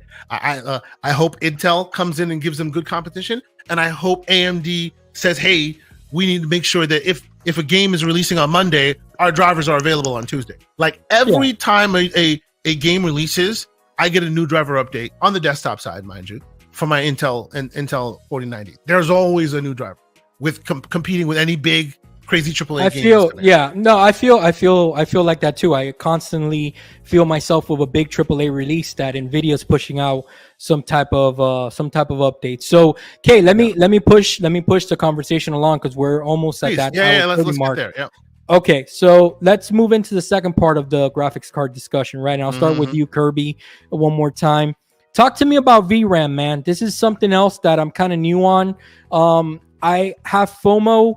I question myself sometimes. Was my 4070 purchase future proof for the next 2 to 3 years? Am I going to be upgrading now to the 50 series right away? I think that the 4070 has about I want to say 12. I don't know. I gotta look this up. Yeah, I think it has 12 gigs. I'll confirm that in a second here. But I'm sure it does. Yeah, I think so too. So talk to me. What I want to know is vRAM. It is 12 gigs. I just confirmed it right now. So what I want to know is VRAM an issue? Are developers here kind of not taking that into consideration? Is it these engines? Is it these manufacturers? Why is VRAM all of a sudden? Why am I feeling FOMO on this? Okay, so first off, I want to put out like a giga spicy take. 8 gigabytes should be enough for 1440p. And the fact that it isn't means software has failed us. Absolutely. And that out of the way, we have to deal with what reality is. And you can't, 8 gigabytes is sometimes not even enough for 1080p. So first off, is your 4070 12 gigabyte going to last you? First off, what's your monitor resolution? 1440p. I consider myself a 1440p gamer. Okay, I think it will last you at least one generation, if not more. I don't foresee. I mean, I'm looking into the future here, but I don't foresee games, especially with VRAM becoming a hot topic. It has also resulted in a lot of pushback against developers who think that VRAM is free for the taking. And pushing the envelope a little too much there.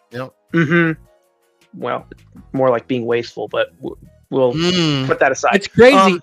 It's crazy to me, right? Because I feel like if some of these developers, and I could be wrong here, right? I don't want to speak for them, but I feel like if they are targeting that 4090 card and kind of forgetting that there's a bunch of classes in the middle here.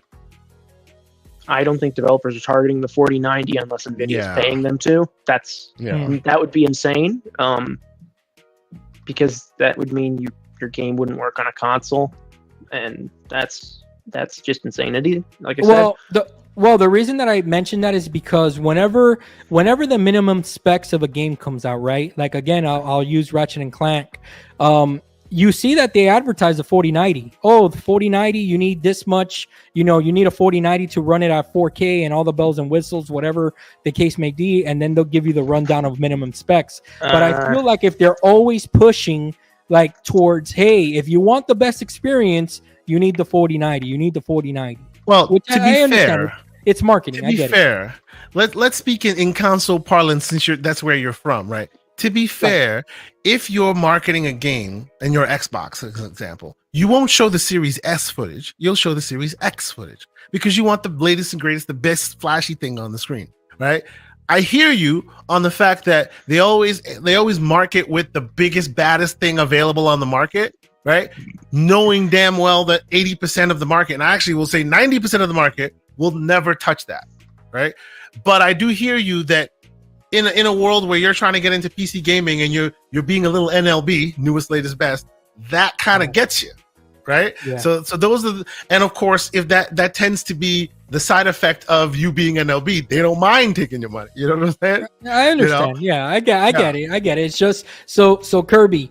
Let's go back to the VRAM issue. As we talk, by the way, I'm sharing the Steam hardware sales hardware survey for June 2023. Very enlightening what most people are using. I'm sorry, continue. Oh, okay.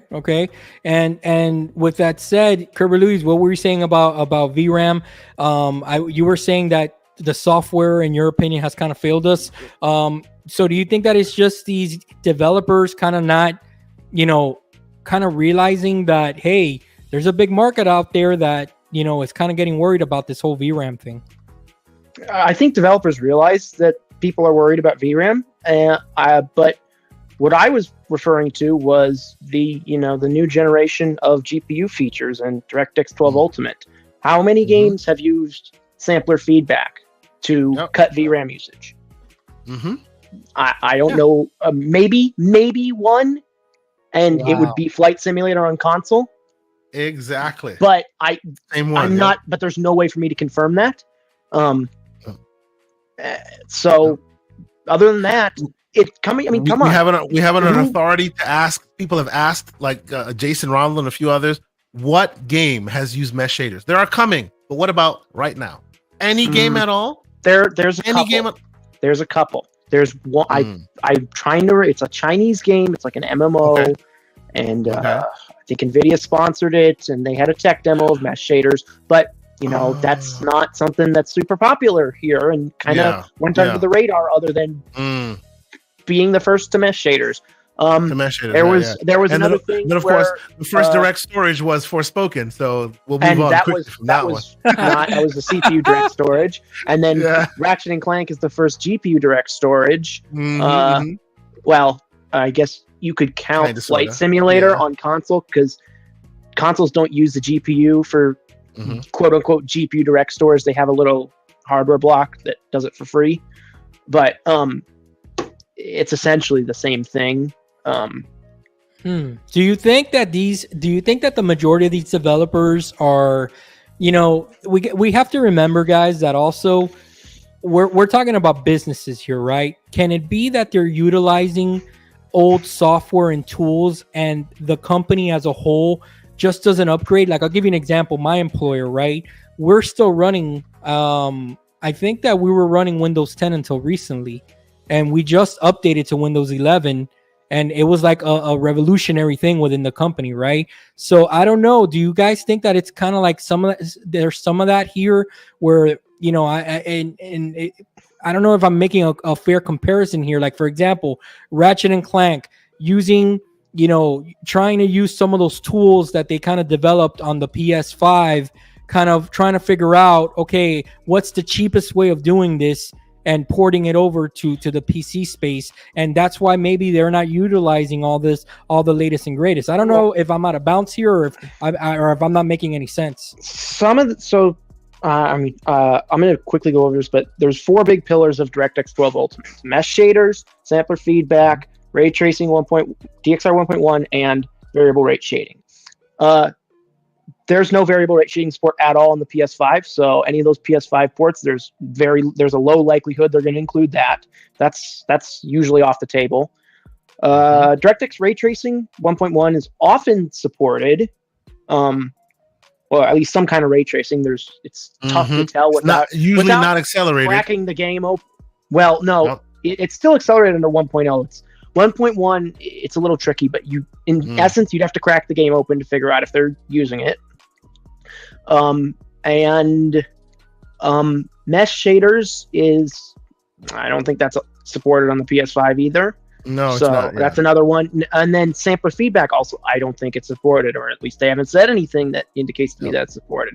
So, developers, they're always unfortunately going to go for the lowest common denominator.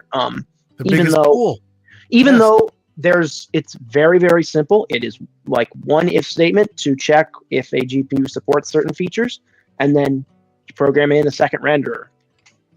But hey, writing 2 renderers is, resources. So we're instead going to go and just force everyone to use the old stuff. Yeah, and that's where the company angle comes in from, right? Because they're running a business at the end of the day. So as a consumer, we don't care about those things, right? We just want, we want our stuff to work, the stuff that we paid for. But John, you hear what he said though, right? That is why I am first to say, if it's not a first party title, it's a PlayStation title. Gotcha. Because the biggest pool is the one that the developers go for. And if you have to then break off a separate team to adhere for all your special features that doesn't make sense, adhering to the biggest pool doesn't make sense. So you will get the less beneficial one. Now here's the key, right? On the Xbox Series X side, it's got some brute force ability, so it'll be all right.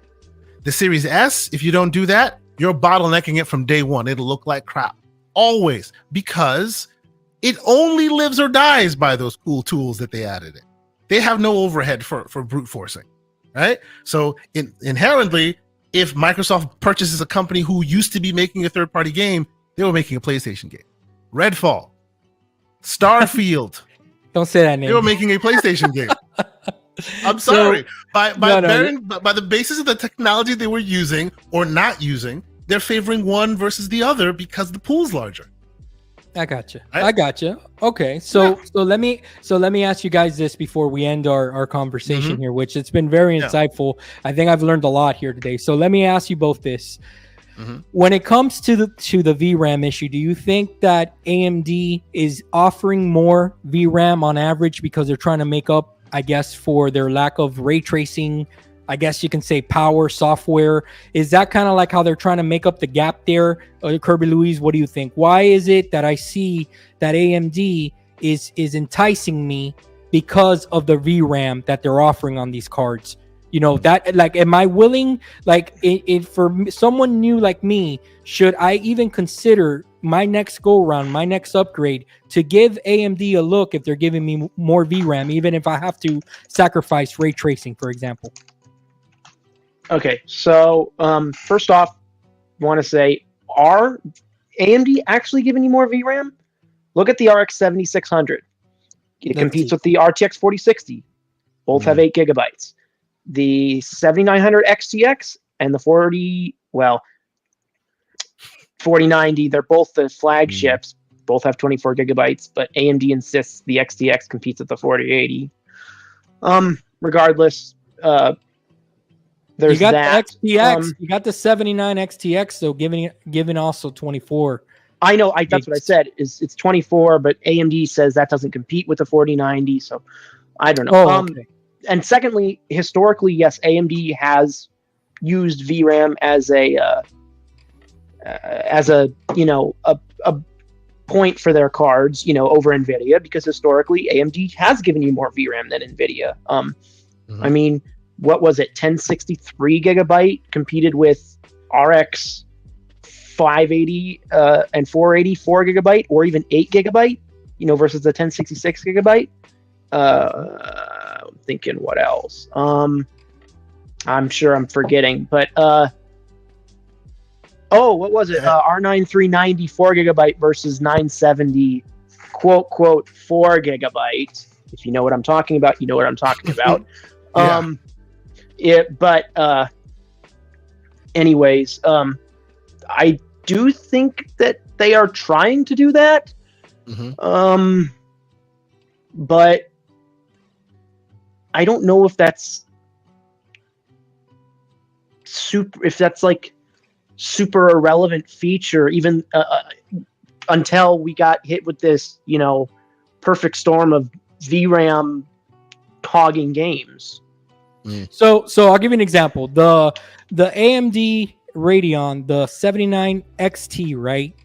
They offer the consumer about what are we talking about here? 20 gigs compared to a 4070 Ti, where they're giving you about 12 gigs. So I mean, that's 8 gigabytes more of VRAM that we're talking about. And yeah, I mean, the ray trace is going to be lacking, the DLSS stuff like that. But what's the trade-off here? Let me put in maybe a conspiracy theory a little bit here, right? Sure. And it's not really that really a stretch, a leap. I see Lucius Gustus in the chat mentioned it before, and I think I'm on his page as well. Specifically with VRAM being offered less on the Intel on the NVIDIA side, they have been really pushing their upscaling their DLSS technology left and right, DLSS 2 and 3 and all of that, right? If you give enough VRAM, then you don't need the upscaling technologies to get past it, right? So it seems like, and look at what they're doing now between DLSS 2 and 3 and frame generation, right? They're locking it behind that fourth gen series, right? So if they give you enough VRAM to where your games run natively without the need of upscaling and any of that, you're not going to be caught in that loop that you're talking about, John Wolf, to make you want to upgrade even though your hardware is working just fine, right? But if they give you just not enough VRAM, right, and your DLSS is not enough because you need the whiz-bang new version and frame generation is blowing your wig back, that might just be enough for you to go, my 3080 is trash, and go for a 40 series. Right? It's not 100% definitive, but those are just enough to make you go, oh, I'm supposed to be able to get these frames. Oh, I got this new piece of hardware. I can't run it the way I want. Alvin, thank you so much for being here, Alvin. With a $5 super chat, send he was planning on keeping his 3090, right?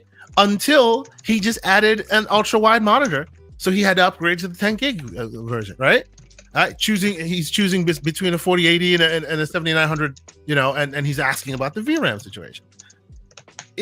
I feel like they are kind of setting up these these pieces to kind of get over on you because they kind of got you boxed in this VRAM corner. It's the idea of hot dog buns versus hot dogs. There's always more buns than there are hot dogs. Then makes you go buy it again. You know what I'm saying? Yeah, and I feel also that as gamers, right, what we need to always remember when we're going to make these purchases is that we need to prioritize what's important to us.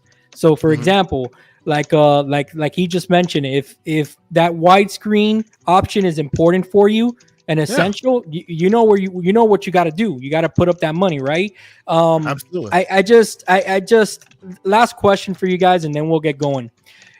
For the 50 series and for whatever AMD brings out next, their 800 series, right, or 8000. I don't know what series they're on. What would you guys like to?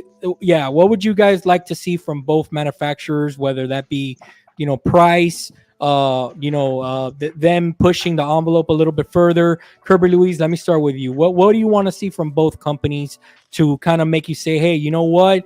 This is kind of like they're back to where they were during that whole 30 series where NVIDIA was. Okay, so first off, I'd say for NVIDIA, I want to see price reductions and a better product ladder. The product ladder for ATA, the 40 series, is not very good in my opinion. It's too top end loaded. They're selling, what was it, 8107 as a 60 series chip and a 60 Ti chip, I think. Or 8106 is a 60 Ti. I don't know the exact details, but it's not good. So price / ladder needs to be better from NVIDIA. AMD, ray tracing. Their ray tracing units have been half baked since they released them. They claim to have second generation ray tracing, which is improved, assuming that their white papers are correct, but the actual hardware acceleration part is mostly untouched. So they need to put a huge ray tracing core in there because that's their biggest weakness right now. And Intel, I'm also going to add, they need to step up to the big game. So they only had Arc 7 products. We need to see Arc 9 with Battle Mage. So, the B990 that competes with the 5090 and the 8090 and the 8900. Yep. Okay. How about you, Kay? What do you want to see from the next go round of generation of graphic cards? Where would you be satisfied? I know that you have the big boy in the NVIDIA house, but that's a choice because of your content creation, of your gaming. You wanted to kind of experience the best. So I have no doubt you'll eventually upgrade to a 5090. Okay, but what would you like to see? What would be a no-brainer for you? What would you like to see from these hardware manufacturers? To tell you the truth, I had a 10 series card for 7 years because it was just fine. My 1080 Ti, I had a 1080 Ti for 7 years and then sold the 1080 Ti for more than I paid for it.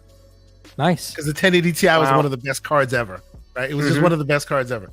Like I recently, as folks know, I recently upgraded to 4090, and I got top line hardware and all that. I plan on sitting out for as much of the from future generations as possible because this is the best you can get right now, by and large, in the consumer space. By and large, you could get better, but then you're going into very, very like nitty gritty, like niche territory. By and large, is the best you can get, and for this, I should be able to be more than comfortable with Cyberpunk 3 when it releases. You know what I'm saying? That's why I made this choice. And for those who, you don't have to budget it the way I budget it, but I always advocate for get the best of what you can and be comfortable with it, and then be expected to live with it for as long as you possibly can. Because if you don't do that, like you're saying, John Wolf, if you focus on what AMD and Intel and NVIDIA will tell you, you will be upgrading every single consistently every year. You'll throw yours out into the bushes and get another one, even though realistically, look on the screen here. What is the most popular? What's the biggest number of VRAM that everyone uses by 27%? 8 gigs. That is the Gotcha. popular, by Steam, the internet's PC game store. Most people 8 gig, followed closely by 6 gig. Right. So the idea that they're trying to sell you on 12 and 16 and unless you're playing like Star Citizen, which you're probably not, you're not need, and even Star Citizen doesn't use that much, right? You're not going to need it, right? It's just a situation of you set the bar, right? You set it. I like this. This is what I want. This is the potential future proofing I want to do, and then just close your eyes because your hardware is performing exactly the way you want.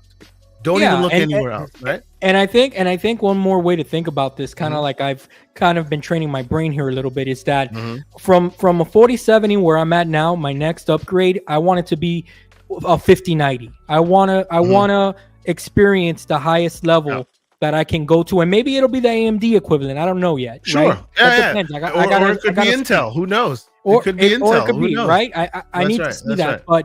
But that's my next. That's where I want to go eventually. But I've already started kind of like a savings account towards that, because I know that's going to be hefty, and I'm going to have to build a brand new PC, whatever the case may be, right? So I'm preparing for that. But the way that I've seen, I've learned two things, right, from all the research I've done, and maybe you guys tell me if this is true or not, and we'll end it here.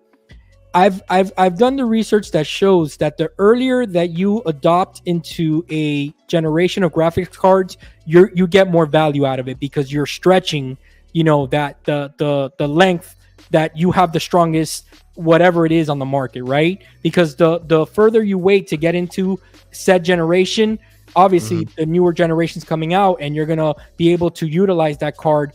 But that only matters if you care, right? Right. If you care right now, you got to get a 40 series. But if you don't care, now's the best time to buy a 30 series card, because people are giving them away, right? Absolutely. Those who are following the speeds and feeds, the newest, latest, bests of the world, are throwing their 30 series cards out the window, and you stand to gain heartily on that, right? So it's probably in your best thing, though. But here's the thing, though, and remember, always this small caveat whenever we have conversations like this. The same way that we had a conversation last week that a PS5 Pro is really not needed, right? But they're going to do it anyways, and we're there day one, right? We're those type of people in this chat for the most part. I won't be there day one, because if you know the price of a 4090 liquid cooled, nope, I ain't doing that again anytime soon. Ain't happening. Nope. Well, for the most part, right? So what I'm trying to say is that I've learned two things. The earlier you can get in, right, you can maximize your big purchase that you'll make on the highest tier that you can possibly go. And the second thing is exactly what you said, and that's coming to the realization that these graphic cards are kind of like buying a car. Once you drive out of the dealer, your pricing, your value is going down. Like, there's no upside, because unless you hit like a crypto world again, you're not going to be getting double your money or whatever the case may be. It's just, I that's kind of like the way that I've kind of set this up. I don't know if that's the right way to think about it or the wrong way, but that's kind of like where my mind is set right now, 2 years in. So, okay. So I hear you, and I agree with you by and large. And I think that's a good place to leave it. But because we are here and we are who we are, and you know us to be who we are, let's call a quick, tiny audible and show y'all this. Yes. And just talk about that real quick before we go. Let's do it. Go ahead. Lead it. I need an 8-inch device in my life. Since I now I'm Stop that. No, come on, man. You walked right into that. I know I did. Since I now am the proud owner of an 8-inch device, a handheld device here, like, it makes it difficult playing with the ROG Ally because of that screen. Like, and the fact that they're saying that this will be an 8-inch screen as well, that gives me some excitement. I don't like the 1080p screen. What's up? Okay, the same way that we all fall for things, I kind of feel like you're falling for these manufacturers. You haven't heard me say what I gotta say, though. You haven't heard me. Okay, I jumped the gun. Go ahead. Look, my excitement for this is purely one reason and one reason alone, right? it is out there. Everyone hears them. What do you call it? It's even been said out and out that Microsoft, the Windows division, is now being led by the gaming side of the house. And the success of these devices is causing Microsoft to really, really look at a front-end UI. I've actually heard Kirby, from people that say they're looking into it. Kirby, please. You were going to say something? Push me. Yes.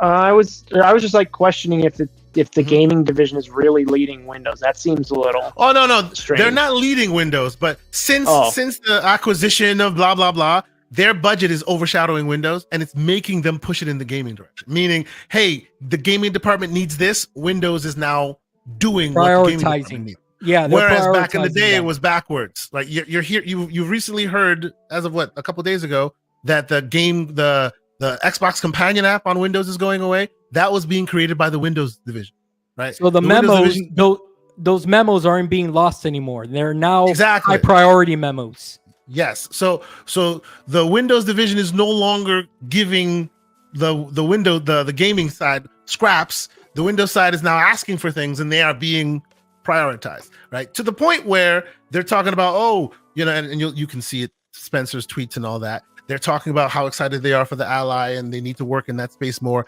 Maybe different hardware, maybe different partners, maybe optimize Windows so that we don't have to DIY turning off print spoolers on a handheld device. All those things, you know what I'm saying? That's where my excitement comes from. Phil Spencer did respond to an Asus ROG Twitter, and he said that they, that duly noted is basically what he said. Exactly. So this is not me saying, ooh, Lenovo is going to make something amazing. This is me going, ooh, Lenovo, HP, all the second parties, if you will. Please jump in, because when you do, it gives Microsoft incentive to actually optimize Windows for it. And that's what I want. Please. I see. I should add that, what was it? When Windows handheld mode first leaked, in the video, the Skunkworks project. Yeah. Yes. So, in the 4-minute video that they showed, the people who worked on the hackathon project said they had actually talked to Phil Spencer, and he had pointed them to the people who would have been able to make it a reality.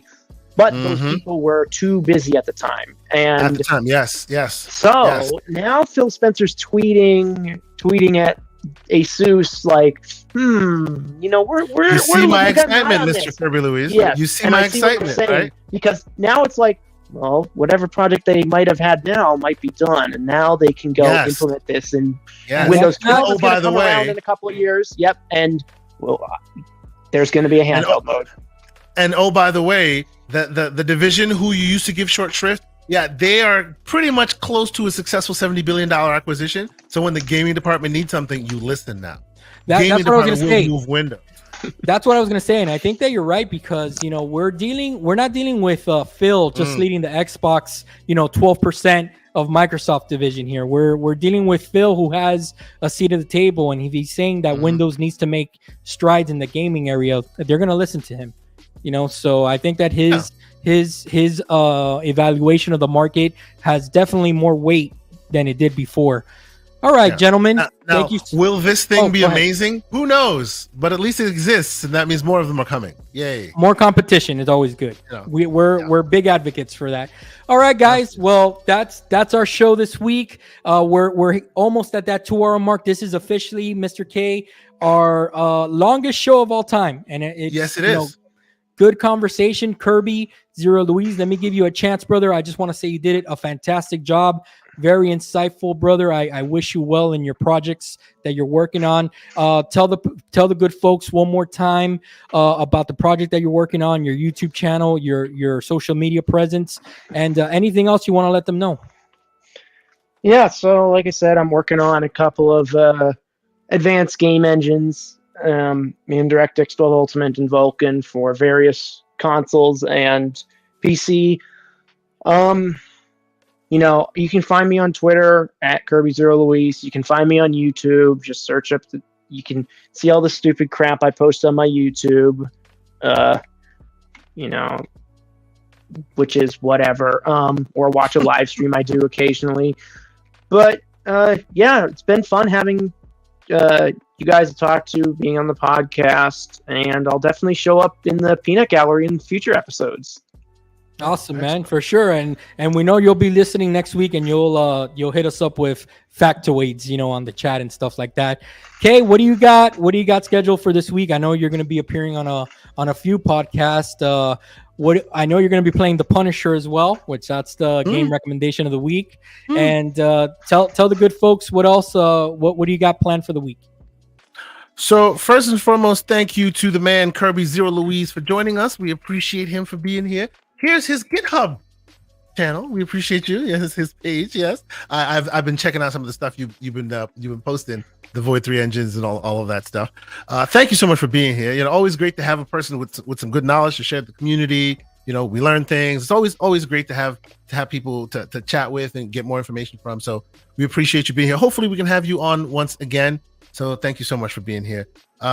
As for me, actually this week I don't have that many pods on the docket. I do have Wednesday with Mr. Boomstick and friends. We're going to be there being absolutely ridiculous because the CMA thing came about, and oh boy, there's some stuff going on there. We won't get into that here. Primetime gaming. Yes, sir. We won't get into that here, but yes, catch me on Primetime Gaming Wednesdays on Mr. Boomstick's channel, and of course on Saturdays on the Gaming Circle podcast with myself and Mr. Everborn Saga. We have a lot of fun on that show as well. But of course, it's always great being here with you, sir. Podcasting, talking games, talking PC and stuff, and handhelds and all this other stuff. So always great to chop it up with you, and I appreciate the week that we can bookend with this show. So thank you very much, and that's it for me. Absolutely. Well, guys, you can catch me on Steam, Xbox, PlayStation, John Wolf, X in front, X in back. I am your number one non-missionary gamer, guys. We're not about that missionary life, guys. This is non-missionary zone.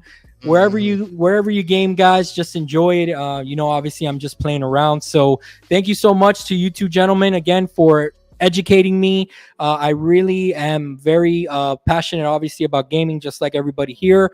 And I want to learn a little bit more about AMD so that I can maybe in the future we can kind of recap this conversation and I can shed more light on how I really feel about the AMD side of the house. Because right now I feel like if I'm a little unfair to it because it's uncharted waters for me.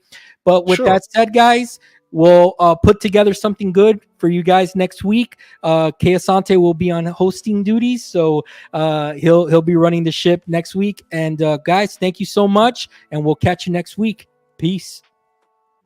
Have a good night, everybody.